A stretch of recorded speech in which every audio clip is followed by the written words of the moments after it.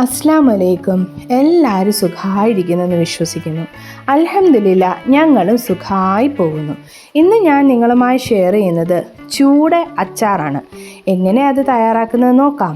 ആദ്യം ഒരു പാത്രത്തിലേക്ക് ഉപ്പ്, മല്ലിപ്പൊടി, മഞ്ഞൾപ്പൊടി, മുളക് പൊടി, കായപ്പൊടി, ഉലുവാപ്പൊടിയും ചേർക്കണം. അതാണ് ഈ അച്ചാറിൻ്റെ ഒരു സീക്രട്ട് ഇൻഗ്രീഡിയൻറ്റ്. അതുപോലെ കുറച്ച് കുരുമുളക് പൊടിയിട്ട് നല്ലൊരു മസാല നമ്മൾ റെഡിയാക്കണം. ഈ മസാലയിലേക്ക് ഒട്ടും വെള്ളമില്ലാതെ നമ്മുടെ മീൻ കഴുകി വൃത്തിയാക്കിയത് ചേർത്ത് കുറച്ചധികം നേരം റെസ്റ്റ് ചെയ്യാൻ വെക്കുക. എത്രത്തോളം നമ്മൾ ഈ മീൻ റെസ്റ്റ് ചെയ്യാൻ വെക്കുന്നു അത്രത്തോളം നമ്മുടെ ഈ മീനിലേക്ക് ആ ഉപ്പും കുരുമുളക് പൊടിയും ആ മഞ്ഞൾപ്പൊടിയും മുളക് പൊടിയൊക്കെ നല്ലതുപോലെ പിടിച്ച് നല്ല രുചിയായിരിക്കും. അച്ചാറിന് നല്ല ടേസ്റ്റ് കൂടും. നമ്മളിവിടെ യൂസ് ചെയ്യുന്നത് റിഫൈൻഡ് ഓയിലാണ്, സൺഫ്ലവർ.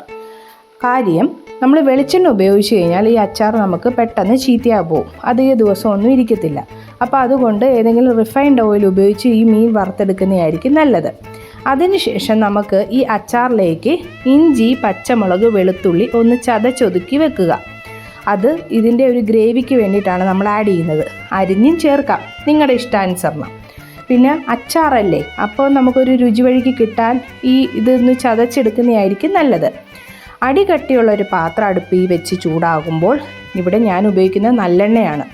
നല്ലെണ്ണ ഒഴിച്ച് അതിലേക്ക് കടുകിട്ട് നല്ലതുപോലെ പൊട്ടിക്കുക.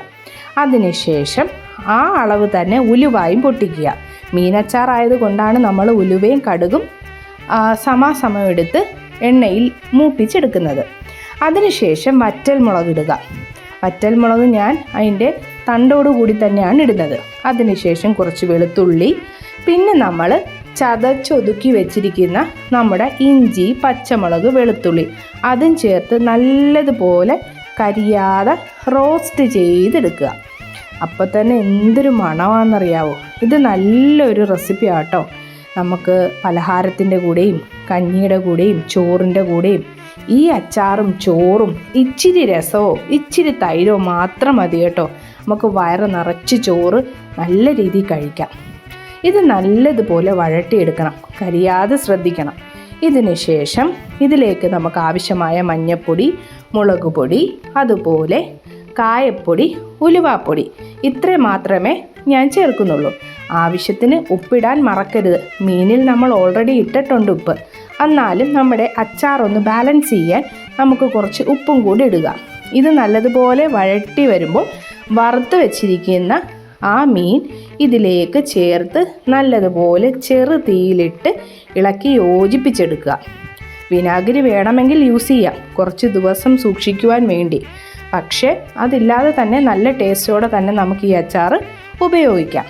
ലാസ്റ്റ് നമ്മൾ കുറച്ച് കായപ്പൊടി ഇട്ട് കുറച്ച് നമ്മുടെ വീട്ടിലെ കറിവേപ്പിലയും കൂടി ഇട്ട് വാങ്ങി വെക്കുക. ഇന്നത്തെ റെസിപ്പി വളരെ ടേസ്റ്റാണ്. ഇതൊന്ന് ട്രൈ ചെയ്ത് നോക്കണം.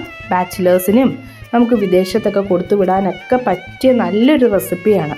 ഞങ്ങളുടെ ചാനൽ നിങ്ങൾക്ക് ഇഷ്ടപ്പെടുന്നുണ്ടെന്നറിയാം. എന്തെങ്കിലും പോരായ്മകളുണ്ടെങ്കിൽ അത് പറയണം. അതുപോലെ ലൈക്കും ഷെയറും ഞങ്ങളെ സബ്സ്ക്രൈബൊക്കെ ചെയ്ത് നിങ്ങൾ സപ്പോർട്ട് ചെയ്യുക. ബൈ.